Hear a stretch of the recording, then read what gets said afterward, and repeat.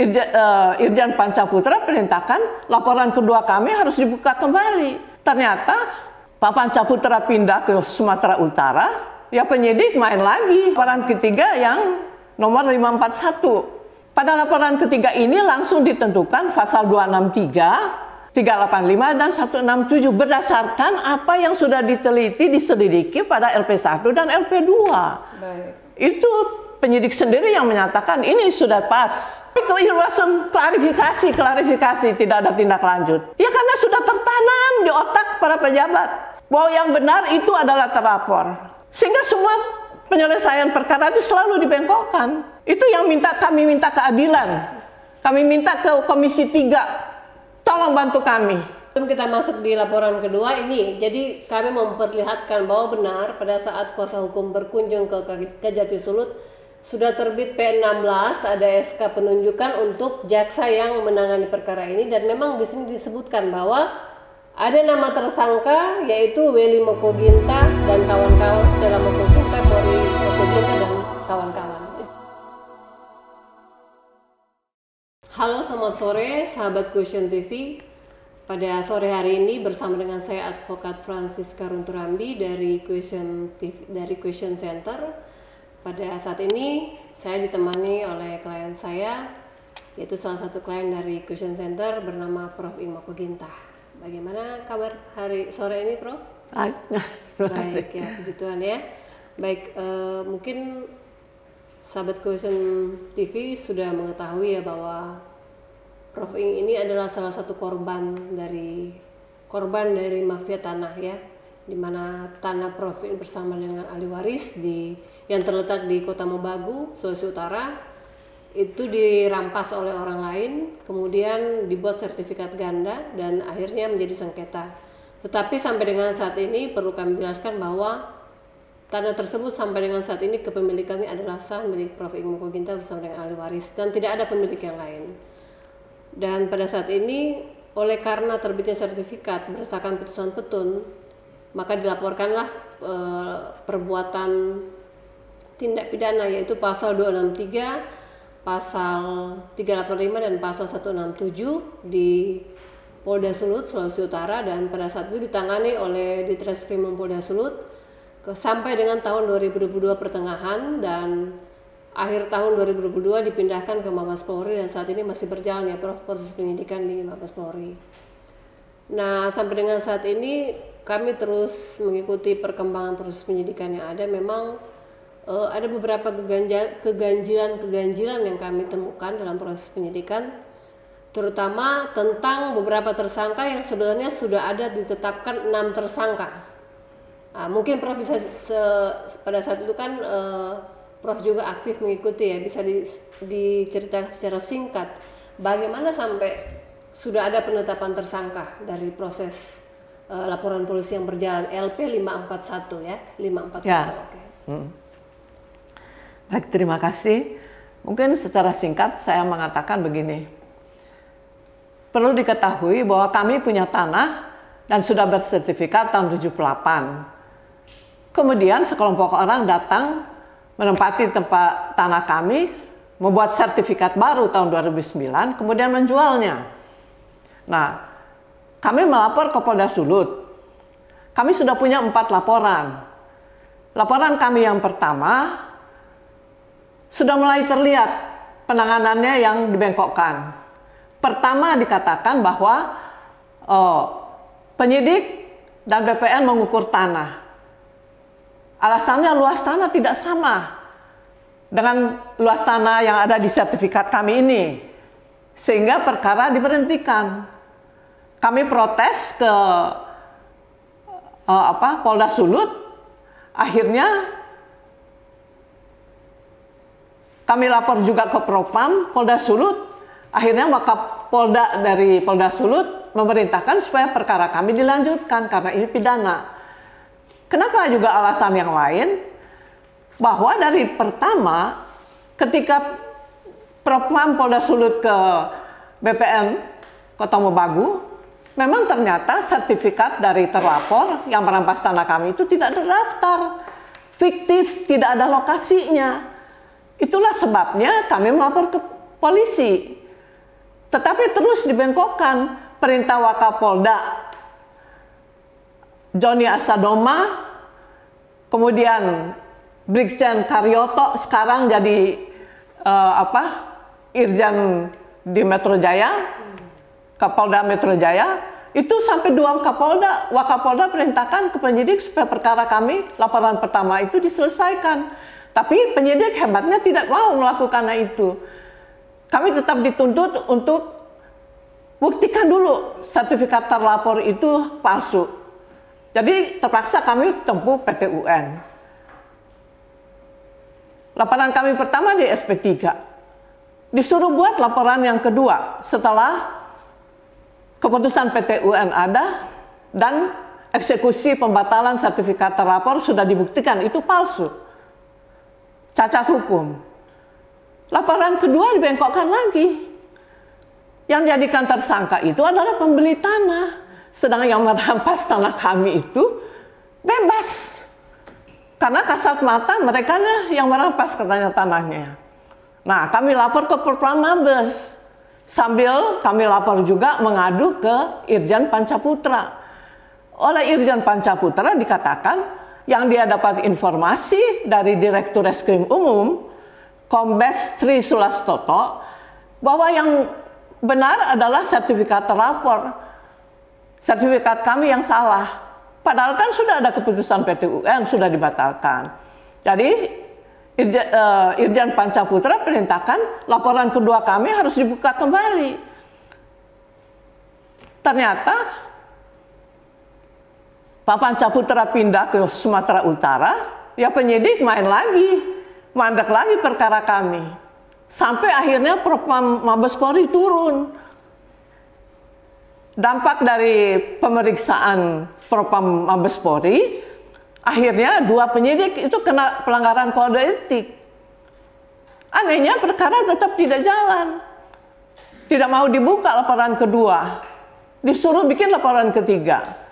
LP 541 ya, laporan ketiga yang LP 541. Ya, laporan ketiga yang nomor 541. Pada laporan ketiga ini langsung ditentukan pasal 263, 385 dan 167 berdasarkan apa yang sudah diteliti, diselidiki pada LP1 dan LP2.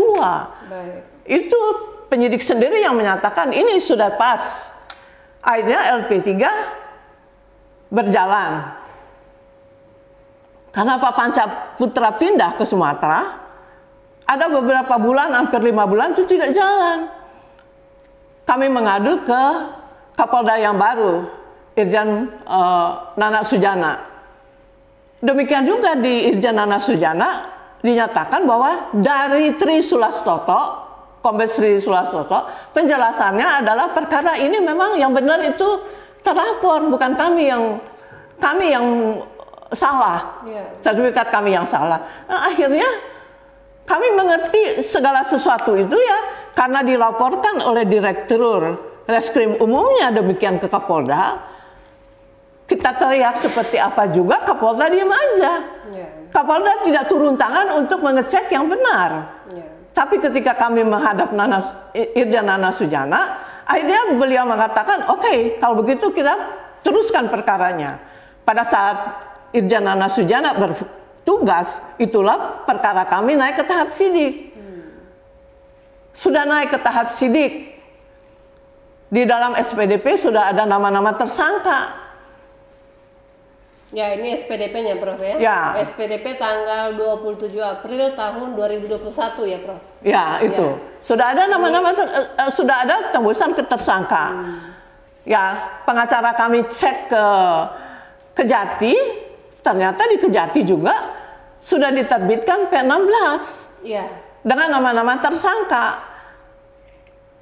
Kami sudah konfirmasi ke Kejati, dikatakan bahwa karena sudah ada nama-nama tersangka, maka Kejati sudah mendaftarkan perkara ini ke Kejati dan sudah dikeluarkan P16. Ya. Jadi itu sudah ada nama tersangka.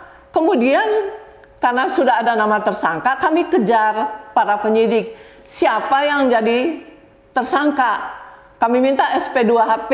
Ya. Penyidik mengatakan sedang diproses, kami diperiksa kembali pada tahap penyidikan.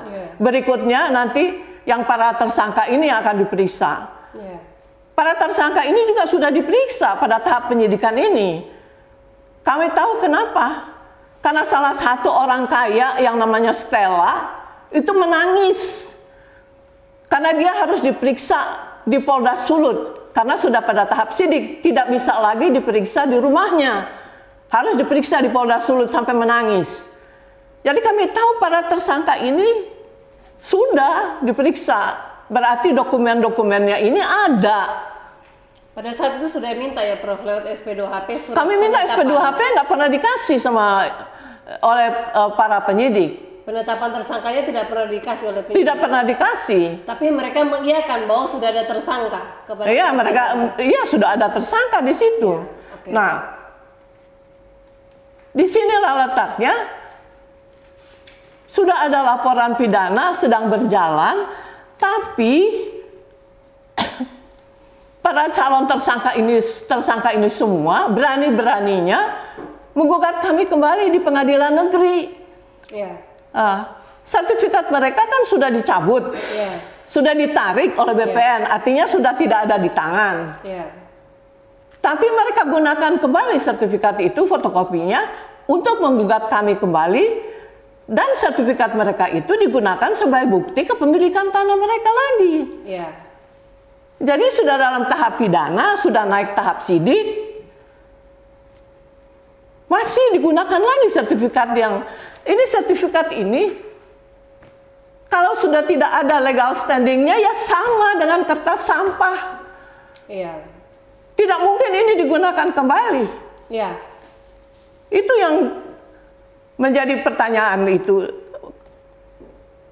Oleh sebab itu, karena mereka menggunakan sertifikat yang sudah tidak berlaku lagi, sudah dibuktikan cacat hukum, sudah ditarik dari edarannya, maka kami buat laporan 460 bahwa mereka menggunakan dokumen palsu di Pengadilan Negeri Kota Mobagu. Itu ada laporan di situ. Baik, sebelum kita masuk di laporan kedua ini, jadi kami memperlihatkan bahwa benar pada saat kuasa hukum berkunjung ke Kejati Sulut sudah terbit P16, ada SK penunjukan untuk jaksa yang menangani perkara ini, dan memang di sini disebutkan bahwa ada nama tersangka yaitu Welly Mokoginta dan kawan-kawan, Stella Mokoginta, Kori Mokoginta dan kawan-kawan. Itu kurang lebih ada 6 orang ya Prof? Ada 6 orang, dan benar di dalam surat ini tercantum bahwa mereka sudah tersangka. Nah, hal ini juga sudah diklarifikasi langsung oleh PH pada saat mengunjungi Kejati Sulut, dan disampaikan bahwa benar sudah ada tersangka pada saat itu, hanya saja tidak dilaksanakan tahap 1 atau susulan berkas para tersangka oleh penyidik. Ya, Prof ya, pada saat itu, sehingga SPDP tersebut dikembalikan lagi kepada penyidik. Nah, pada saat SPDP itu dikembalikan pada penyidik, disitulah peralihan ya Prof pada saat itu antara kuasa hukum yang lama dan kami yang menangani pada saat itu. Ketika sudah ditangani oleh pihak LQ, kemudian ditarik perkara di Mabes Polri. Ditarik perkara di Mabes Polri. Setelah berjalan kemudian terbit lagi SPDP yang baru. Kemudian proses berjalan sampai dengan hari ini sudah ada tersangka 2 orang. Tersangka 2 orang, yang satu oknum ATR BPN Kota Mobagu, mantan pegawai di kantor ATR BPN Kota Mobagu, dan sampai dengan saat ini masih aktif. Dan yang kedua adalah salah satu mantan lurah di Kota Mobagu dan sudah ditetapkan juga sebagai tersangka. Yang menjadi pertanyaan kita, kenapa 6 orang ini yang sebenarnya sudah tersangka? Ya? Kok bisa dihapus? Dan merupakan terlapor utama yang dilaporkan oleh para pelapor hilang. Jadi tidak ada. Padahal kita juga mengetahui bahwa para tersangka ini tidak pernah melakukan pra-peradilan. Apakah Prof sebagai pelapor pernah mendengar bahwa mereka pernah melakukan pra-peradilan atas penetapan tersangka mereka? Tidak pernah. Nah, itu yang menjadi pertanyaan kita ya. Bagaimana dengan tindakan dari penyidik Polda Sulut dengan Mabes Polri dalam hal ini, kenapa sampai dengan saat ini 6 TSK ini hilang? Harusnya kan ketika ada SPDP kembali, harusnya nama-nama terlapor yang menjadi pelaku-pelaku utama ini pelaku ada. utama. Tetapi kenapa bisa hilang? Dan justru yang diangkat ini adalah orang-orang yang bukan dilaporkan atau orang-orang yang turut membantu ya. Hanya turut membantu, tapi dalang utama tidak diproses. Nah, dalang utama yang terbit dalam SPDP pertama 6 orang itu yaitu Stella Mokoginta, Kori Mokoginta, Welly Mokoginta. Itulah yang kami pertanyakan. Bapak Kapolri yang kami hormati, tolong dilihat saat ini bahwa bagaimana rakyat bisa percaya kepada Polri saat ini. Bagaimana rakyat bisa mendapatkan keadilan, Pak? Kalau misalnya seperti ini proses penyidikannya. Mungkin saat ini Prof bisa dikatakan masih orang awam, tapi yang kami ketahui sampai dengan saat ini 6 tersangka ini tidak pernah melakukan pra-peradilan terhadap penetapan tersangka mereka. Dan juga sampai dengan hari ini proses penyidikan yang kami amati dalam sedang berjalan ini, beberapa tersangka utama yang turut membantu bahkan memberikan keterangan palsu. Siapa saja, Prof? Bisa disebutkan, Prof? Yang memberi keterangan palsu itu kan turut mendukung dalam pembuatan sertifikat yang cacat hukum ini. Ya, contohnya dari kesaksian mantan RT, dari oknum BPN Takashi Haeng, itu yang memproses semua sertifikat ini adalah Maksi. Dialah yang datang ke RT untuk memohon pembuatan sertifikat. Di situ ada pemalsuan. Dalam permohonan itu mereka mengatakan bahwa tanah itu belum pernah ada sertifikatnya. Padahal sudah ada. Dan tanah itu adalah milik mereka. Tetapi yang menjadi masalah itu adalah itu suatu kebohongan. Karena apa? Pada tahun 2005 kami pernah memberikan fotokopi sertifikat kepada Heri. Heri itu adalah saudaranya dari Maksi. Kita memberikan fotokopi sertifikat dengan niat baik kepada mereka. Berarti mereka tahu tanah itu sudah bersertifikat.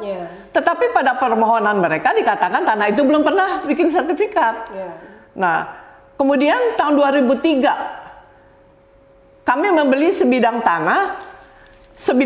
Ini tanah kami, ada sebidang tanah yang berbatasan dengan tanah kami. Belinya dari Willy Mokoginta. Kan ada surat tanda jual beli, itu tertera batas-batas tanah. Nah, batas tanahnya Willy ini salah satu adalah batas tanah dengan tanah kami. Yang jadi saksi itu lurah. Jadi mereka tahu itu tanah punya kami, tanah itu sudah bersertifikat. Tetapi dibohongi pada waktu pembuatan sertifikat, mereka mengatakan belum pernah bikin sertifikat, tanah itu punya mereka.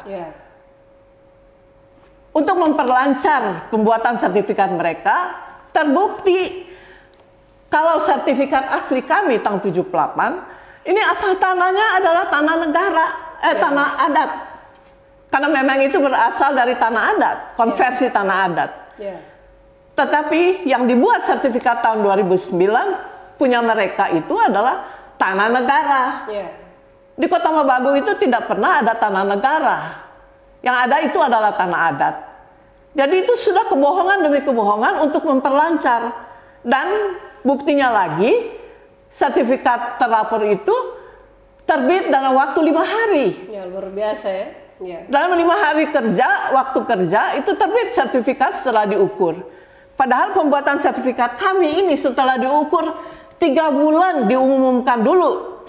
Berarti mengikuti di kelurahan, baru terbit sertifikat. Itu tidak terjadi apa-apa selama 3 bulan, tidak ada hambatan. Ya, jadi sudah kelihatan sertifikat terlapor itu tidak terregistrasi. Kalau di peta tanah ATR BPN tidak ada lokasinya. Asal tanah negara. Itu semua bukti yang ada. Bukti yang paling kuat adalah PT UN dan Pengadilan Negeri. Semua bukti yang ada di PT UN yang mereka gunakan, semua bukti yang mereka gunakan di Pengadilan Negeri sama dengan bukti-bukti yang diberikan ke polisi, ke para penyidik. Dua pengadilan memutuskan kami yang benar. Kenapa sampai sekarang pidana itu diputar-putar terus. Bahkan Direktur Reskrim, Direktur Tipidum Mabes Polri menyatakan kepada jaksa, ketika jaksa konfirmasi dengan Direktur Tipidum, dikatakan bahwa yang mengambil tanah terlapor itu kami. Memang kami yang merampas tanah mereka. Pernyataan Dirtipidum itu berdasarkan apa? Oke. Itu semua berlawanan dengan fakta yang ada, bukti yang ada. Baik, saya tertarik dengan yang Prof sampaikan tadi mengenai isu itu seolah-olah sudah dibuang sejak awal. Iya. Sejak dari LP1, Memang LP2, itu. kemudian sekarang LP3. Iya, sampai LP3 isu itu terus. Jadi pendapat ini sudah terbentuk, bukan sudah terbentuk, tapi sudah dibentuk oleh para pejabat kepolisian di Polda Sulut dan di Mabes. Buktinya, ketika kami mengadu ke Propam, ditendang ke Wasidik. Ke Wasidik 3 kali kami mengatakan bahwa ini sudah ada gejala pembekokan perkara. Kami minta gelar perkara. Ujung-ujungnya diberhentikan LP3-nya. Laporan 460 itu diberhentikan. Iya. Kami ke Irwasum klarifikasi, tidak ada tindak lanjut. Ya karena sudah tertanam di otak para pejabat bahwa yang benar itu adalah terlapor. Sehingga semua penyelesaian perkara itu selalu dibengkokkan. Itu yang kami minta keadilan. Kami minta ke Komisi 3, tolong bantu kami. Apa kami harus demo sampai ke Presiden?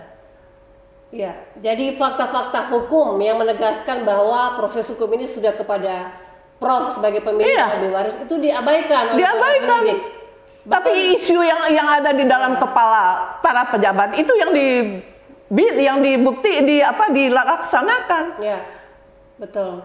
Jadi kepada Bapak Kabar Eskrim, Bapak Biro Wasidik Irwasum ya, terutama untuk Dirtipidum dan juga penyidik yang menangani perkara ini, marilah Pak kita melihat secara fakta-fakta hukum. Kalau kita mengabaikan fakta hukum ini, kita negara Indonesia adalah negara hukum. Mau jadi apa negara kita? Negara apa? Kalau misalnya hanya isu yang dipakai, kemudian isu yang dipakai untuk membantah semua fakta-fakta hukum yang ada. Jelas Prof Ing, sekalipun dia sudah berjuang sampai kurang lebih 7 tahun sampai dengan 8 tahun, mau 20 tahun pun akan tetap seperti ini perkaranya. Karena isu yang dibuat, dan kami yakin ada keterlibatan dari mafia hukum. Karena memang kami punya bukti-bukti dan saksi yang menyebutkan bahwa memang ada keterlibatan mafia hukum dalam perkara ini. Sejak dari Polda Sulut sampai dengan Mabes Polri. Nah, Prof Ing sendiri sebagai korban dan juga sebagai ahli waris yang sah, apabila proses penyidikannya sampai seperti ini, kapan Pak selesai proses penyidikannya? Kapan ini pelaku-pelaku utamanya akan ditangkap, akan diproses secara hukum yang benar? Kalau misalnya proses hanya isu-isu saja yang dibuang, isu digoreng. Bukankah ini oknum dari mafia hukum yang bermain? Bukan lagi Pak keadilan yang dicari di sini, tetapi mafia hukumlah yang berperan dalam perkara ini. Jadi kami mohon kepada Bapak Kabar Eskrim, Bapak Kapolri yang terhormat, tolonglah lihat Pak, apa yang dialami oleh Prof Ing saat ini bersama dengan para ahli waris. Tolonglah dicek fakta-fakta hukum yang sebenar-benarnya. Jangan lagi dikatakan bahwa orang tua mereka yang mencuri. Tidak, fakta hukum tidak seperti itu. Bisa dicek dari putusan sampai dengan putusan PK, TUN sampai PK eksekusi, dan juga PMH sampai dengan PK putusan terakhir. Jangan diabaikan fakta-fakta itu Pak, jangan diabaikan. Kami sangat miris melihat keadilan. Tidak akan pernah ada keadilan kalau misalnya hanya seperti ini terus yang terjadi. Itu untuk LP 541 ya Prof ya. LP 541. Memang kami juga sebagai kuasa hukum sudah berapa kali meminta untuk dilakukan gelar perkara khusus. Sudah 4 kali kami menyurat. Sampai dengan hari ini 4 kali kami menyurat. Tapi sampai dengan saat ini belum ada jawaban dari Biro Wasidik kapan gelar perkara khusus ini akan dilaksanakan. Padahal katanya paling lama 21 hari akan ditindaklanjuti. Kami mau kemana lagi Pak? Sudah capek Pak.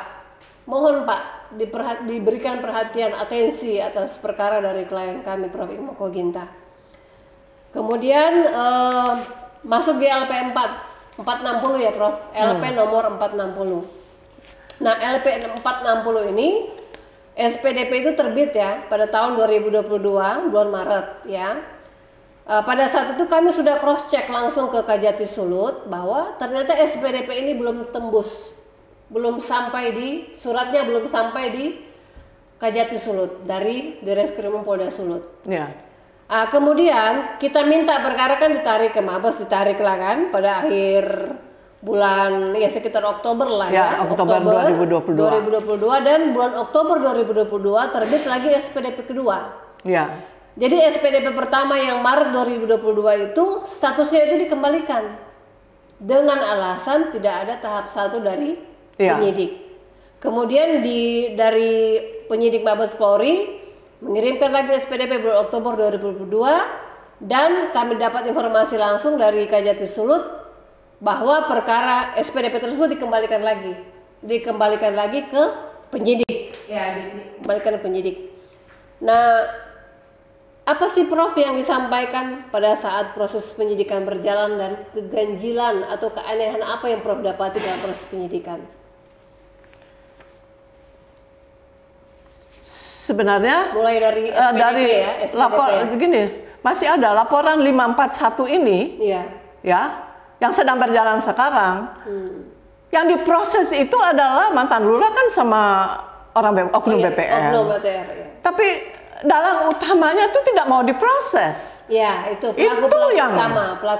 pelaku-pelaku utama tidak mau diproses. Ya.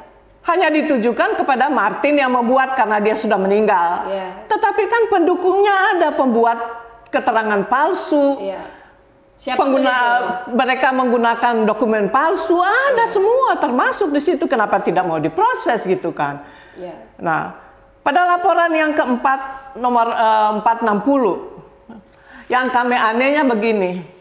Pertama, alasan penyidik bahwa fotokopi yang mereka gunakan, fotokopi sertifikat fotokopi sertifikat yang mereka gunakan itu adalah fotokopi dari fotokopi. Yeah. Itu sah. Oh, fotokopi dari sertifikat aja tidak sah. Yeah. Kok fotokopi dari fotokopi itu sah? Yang kedua dikatakan pengacara terlapor tidak memberikan keputusan PT UN. Yeah. Sehingga mereka tidak tahu kalau sertifikat mereka sudah dicabut.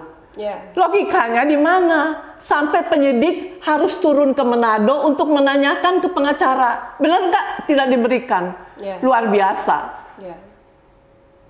Kan tidak masuk akal.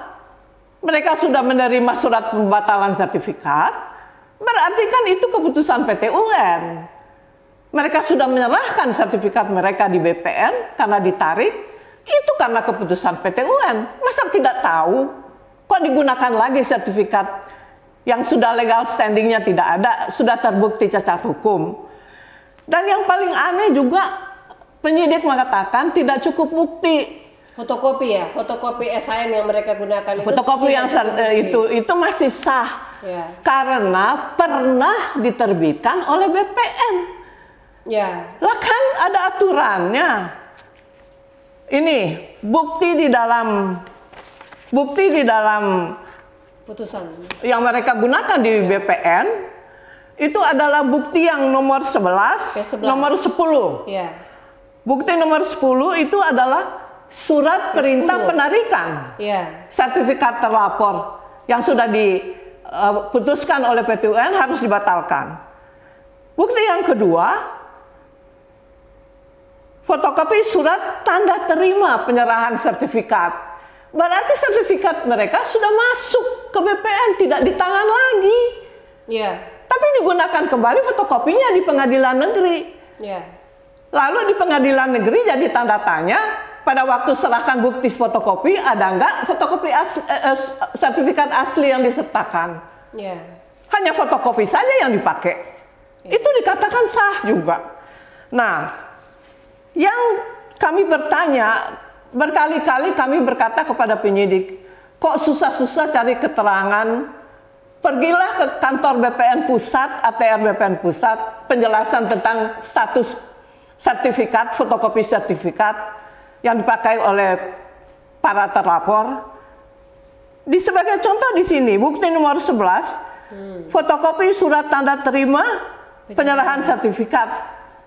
Itu di BPN ada aturannya. Saya sendiri membaca bahwa pada lembar penerimaan penyerahan sertifikat itu ada tertulis barang siapa menggunakan kembali sertifikat ini dapat dikenakan sanksi hukum. Berarti penyidik pergi ke BPN Kota Mobagu, harusnya dia punya bukti surat penarikan dan bukti penyerahan sertifikat. Betul. Kalau dia punya, berarti dia tahu itu memang pidana. Tapi kalau dia punya, tanda tanya apa yang dikerjakannya di BPN. Jadi pertanyaan, diperiksa nggak? Diperiksa nggak? Di BPN. Sebagai penyidik, periksa nggak bukti yang mereka pakai ini? Betul. Pasti kan adanya di BPN. Bukti tanda terima itu adanya di BPN. Bukannya di tangan para terlapor. Jadi tanda tanya, mau dikatakan apa lagi? Keputusan PT UN sudah kami serahkan. Bahkan pengadilan negeri di mana mereka menggugat kami dengan menggunakan sertifikat yang sudah tidak berlaku lagi, sudah sampai tahap PK. Kok dikatakan kurang bukti? Jadi alasannya kurang bukti ya, Pak? Alasannya kurang bukti. Alasannya kurang bukti pada saat itu ya? Iya, terus pertanyaan kami juga begini. Ada SPDP ke Kejati. SPDP itu menandakan bahwa sudah ada tindak pidana, dimulainya penyidikan. Berarti sudah ada tindak pidana. Ini juga berarti bahwa sudah ada dua alat bukti sah yang membuktikan bahwa perkara ini pidana. Makanya ada SPDP. Tapi begitu SPDP naik, dikatakan bukti tidak cukup. Dengan alasan fotokopi sertifikat itu sah. Sekalipun sertifikatnya sendiri sudah dicabut, sudah dibatalkan, sudah ditarik. Jadi bagaimana keputusan seperti apa? Ngawur namanya. Jadi menggunakan tidak memenuhi unsur dalam pasal 263 2 ya. Menggunakan bukti palsu. Itu kan yang disampaikan pada saat itu oleh penyidik. Nah, ini kenapa perkara 460 bisa naik penyidikan? Itu dasarnya dari surat tanggal 1 Maret 2022 yang dikeluarkan oleh Polda Sulut nomor 113, di mana di sini dikatakan di poin E, bersama ini kami beritahukan bahwa laporan polisi yang saudara masukkan telah dilaksanakan gelar perkara pada hari Rabu tanggal 23 Februari 2022 di ruang perkara di Treskrim Polda Sulut, dan dengan ini disampaikan kepada saudara bahwa hasil gelar perkara tersebut menyimpulkan peristiwa yang saudara laporkan tersebut merupakan tindak pidana serta penyelidikan yang telah dilakukan dapat ditingkatkan ke tahap penyidikan. Inilah yang menjadi dasar kenapa perkara ini bisa naik sidik ya, Prof ya. Dan di sini pun disebutkan bahwa ini menjadi dasar sehingga perkara ini bisa naik sidik di Polda Sulut pada saat itu kan. Jadi kenapa tiba-tiba dalam proses penyidikan kemudian ada lagi kalau salah SPDP ketiga ya, Prof? Yang diterbitkan bulan 6 Desember 2024. Desember 2024 yang kita tidak pernah menerima. SPDP ketiga itu kita tidak pernah menerima. Tiba-tiba tanggal 18 Desember 2024 keluar SP3 menerima surat bahwa perkara nomor 460 dihentikan penyidikannya dengan alasan tidak cukup bukti dan bukan peristiwa pidana. Terus ini surat buat apa? Kenapa bisa naik penyidikan? Naik penyidikan kan harusnya sudah cukup alat bukti ya? Sudah cukup alat bukti maka dinaikkan penyidikan. Tiba-tiba dihentikan oleh penyidik Mabes Polri. Itu hanya berdasarkan keterangan saksi ahli pidana kan? Saksi ahli pidana dan administrasi. Bukti PT UN, bukti PN, saksi dan sebagainya tidak digunakan. Oh iya, kami juga sudah menyerahkan pada saat itu ya seluruh bukti-bukti satu bundel. Tetapi sampai dengan hari ini kami dijanjikan mau diberikan tanda terima, sampai hari ini sampai perkara ditutup tidak pernah kami diberikan. Menjadi pertanyaan kami kepada Bapak penyidik, dokumen-dokumen itu diperiksa atau enggak sih Pak? Apakah dijadikan sebagai pertimbangan untuk gelar perkara? Tapi yang kami tahu Sejak dari Polda Sulut perkara ini sudah naik sidik dan cukup alat bukti. Iya. Kenapa tiba-tiba di Mabes Polri dikatakan bahwa tidak cukup alat bukti gitu? Nah inilah yang membawa kerugian-kerugian bagi klien kami Prof. Muko Ginta. Maaf Bu Siska. Ya. Dari Mabes sendiri Oktober kan ada SPDP. Ada. Iya, berarti kan perkara sudah naik tahap sidik. Sudah naik tahap sidik, Iya. betul. Jangan dikatakan bahwa Polda Sulut saja yang mengatakan itu naik ke tahap sidik, Oh, iya, tetapi betul. dia sendiri sudah memberikan Ya betul. surat SPDP, berarti sudah naik tahap sidik. Betul. Dan yang anehnya, pada SP3 itu dikatakan ada resume Ya. dikirim ke Kejati. Ya. Setelah kami cek ke Kejati, tidak ada resume. Ya. Bahkan SP3-nya nggak ada. SP3 belum ada. Ketika kami minta resume dari penyidik, dikatakan hanya untuk Kejati ada SPDP, ada resume, tapi buat kami tidak boleh tahu resumenya apa. Ya. Kami cek ke Manado, ternyata tidak ada resume, hanya SP3. Apa maksudnya? SP3 saja, tidak ada resume. Oke. Tidak ada resume, hanya SP3. Jadi dari 2 tahun lebih tidak pernah ada dokumen pada tahap pertama. Ya. Betul. Di Manado juga begitu caranya. Ya. Naik SPDP tidak ada pemberian dokumen tahap pertama. Tidak pernah tahap Iya. itu. Ya. Memang ini cara-cara permainan tingkat tinggi Mafia di hukum, kepolisian. ya. Mafia hukum di kepolisian memang demikian. Ya. Naik ke tahap sidik. Ya. Tapi jangan dikerjain supaya sewaktu-waktu gampang dimanipulasi keputusannya. Oke. Itu udah jelas. Betul. Permainan di kepolisian memang begitu. Jadi betul, SPDP tanggal 2 Maret 2022 ini kami dikirimkan langsung oleh jaksa di Manado bahwa ini statusnya dikembalikan, pengembalian SPDP. Ini SPDP yang pertama, kemudian SPDP yang kedua itu tanggal 12 Oktober 2022. Iya. Itu pun tidak ada Ini juga kelengkapan. statusnya dikembalikan. Statusnya dikembalikan, ini kami punya bukti. Kemudian SPDP yang ketiga yang tanggal 6 Desember kami tidak terima. pernah menerima baik sebagai kuasa hukum ataupun sebagai pelapor tidak Ya. pernah menerima sampai dengan hari ini. Makanya atas kasus ini kami akan melaporkan ke Kadif Propam mengenai pelanggaran kode etik. Kami akan melaporkan itu dan kami sangat berharap kepada Bapak Kadif Propam untuk bisa menindaklanjuti pengaduan yang akan disampaikan oleh klien kami karena apa yang dilakukan oleh penyidik kepada klien kami sudah sangat merugikan klien kami karena perkara ini berjalan tanpa ada kepastian dan juga kami menduga terjadi kesalahan dalam proses penyidikan yang kami tidak ketahui secara pasti apakah memang sudah dirancangkan untuk di-close kasusnya atau memang sengaja untuk membuat klien kami supaya perkara ini tidak jalan, kami tidak mengetahui. Tapi yang pasti kami sudah memberikan bukti-bukti sebagai pendukung bahwa perkara yang sudah cukup bukti dan naik penyidikan dan bisa dilanjutkan dalam proses penyidikan.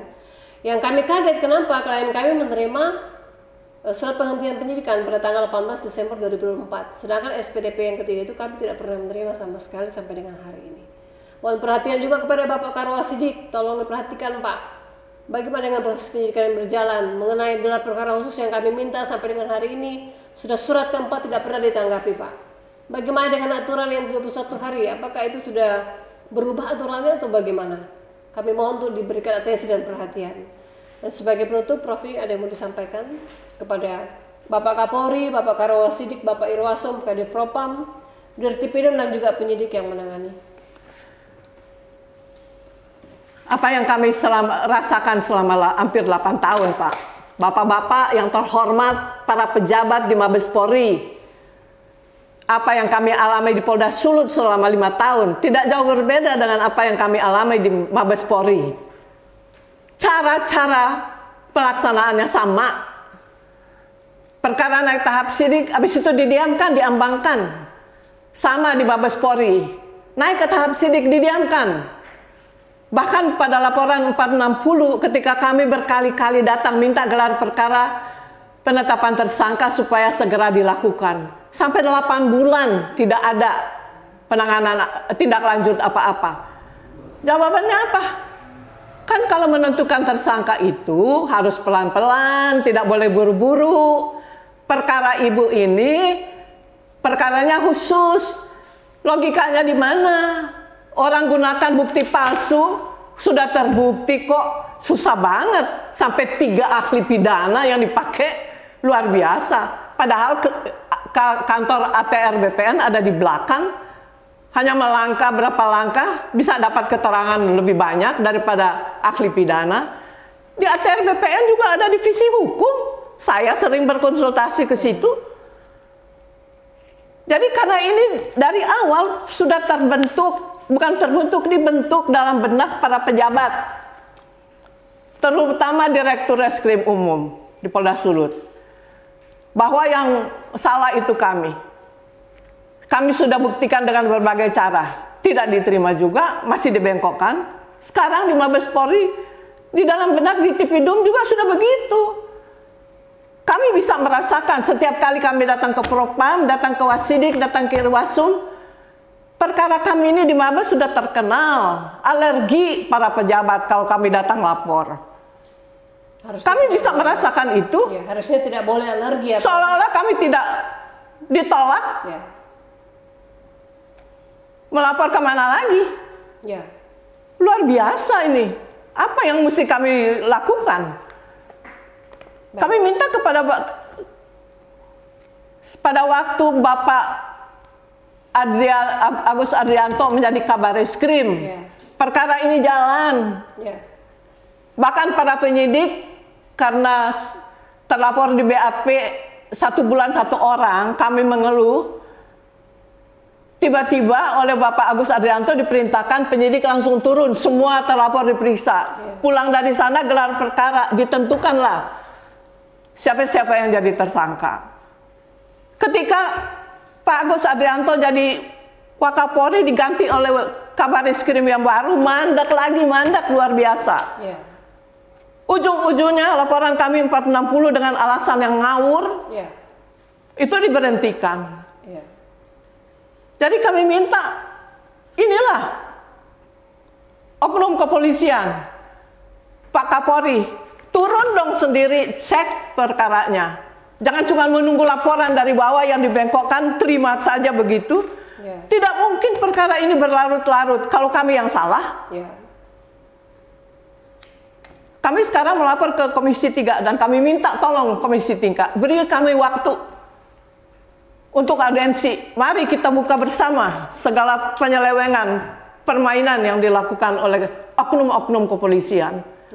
Itu saja yang kami minta. Terima kasih. Baik. Kami secara resmi juga memohon kepada Bapak Presiden yang terpilih sekarang, Bapak Haji Prabowo Subianto, di dalam kepemimpinan Bapak saat ini, Pak, kami mengeluh dengan masalah hukum yang dialami oleh klien kami karena keterlibatan oleh mafia-mafia hukum dan juga oknum-oknum terkait. Sehingga perkara ini sampai dengan 8 tahun mandek, Pak. Tidak berjalan dan tidak sesuai dengan fakta-fakta hukum yang sebenarnya. Mau kemana lagi, Pak? Rakyat mencari keadilan. Kami sudah berusaha ke sana kemari, Pak. Ke Kapolri, Kabareskrim, tapi sampai dengan saat ini masih seperti ini. Kami berharap di masa kepemimpinan Bapak Presiden Prabowo Subianto ada ketegasan dan juga ada jaminan keadilan atas setiap proses hukum, terutama masalah mafia tanah. Kalau dalam hal ini Kapolri dan bawahan-bawahannya tidak bisa menyelesaikan ataupun seolah-olah hanya membuang isu-isu liar yang tidak ada ujungnya, mau sampai kapan, Pak? Fakta tidak akan pernah terungkap dan tidak akan pernah perkara ini bisa naik di meja hijau kalau seperti ini. Oleh karena itu mohon Bapak Kapolri memberikan atensi yang sebesar-besarnya untuk perkara ini, Pak.